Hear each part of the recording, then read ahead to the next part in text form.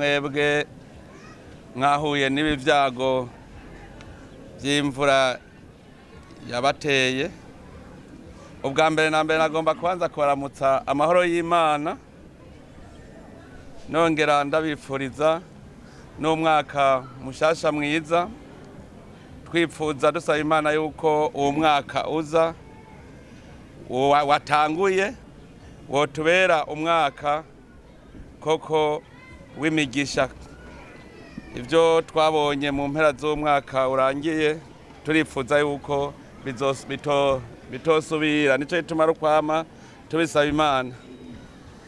Je rero vyarankozeko ku mutima naje kubona Abarundi bene wacu bahura n'ivyago nk'ivyo, singaha i Bujumbura gusa, mwarabonye ivyabaye mu Cibitoki.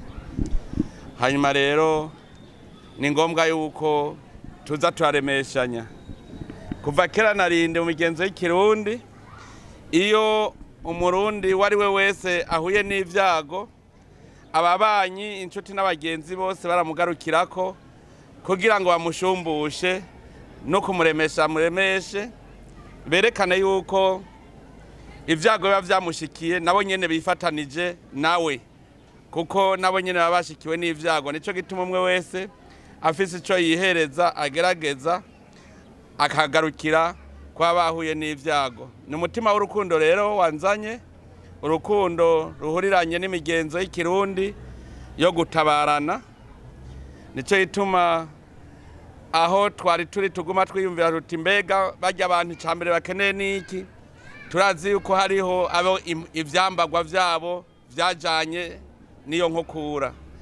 Nico gituma nk'abakenyezi murazi ko bibagora, twaca tuvuga tuti turondere agahuzu gashobora mukaba muri yorosa.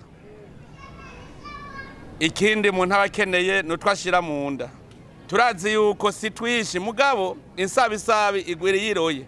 Umwe wese mu Barundi bagiye barateranya duke basanga bashoboye kubasahiriza mu buzima bwanyu, kuko murabona ubu mufise imyitwariko myinshi, ntimuja gukora udukogwa kuko muri mu bihe bitaborohera. Nico gituma Abarundi twese twoza turabatabara. Twazanye kandi n'akarengeteho kwipfuka, naho i Bujumbura hashushe mugabo umuntu ashobora kukisasira, kuko ibyanyu turazi yuko vyose vyagiye, nukuza turagerageza dukora ivyo dushoboye. None rero nagomba kubaremesha turabwira yuko twifatarije namwe, uko mufise umubabaro ku mutima natwebwe niko dufise umubabaro mugabo nta kundi tugira, ntako turi bugire.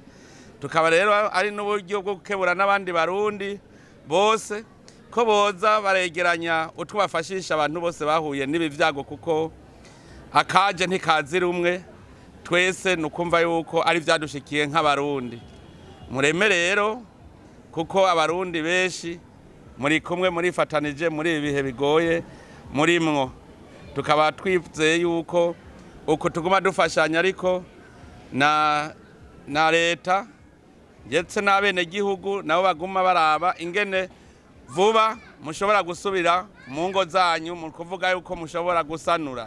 Imana yo biduhaye rero n'ivyaba vuba, mugabo murazi ko bitoroshe, kugubako ntigoroha, turazi ko bigoye, mugabo umwe wese ngo inkezi ikeba ubwo bireha. Nico gituma rero bazoza baragira buke mugabo mugume muremye mubona ko bose muri kumwe.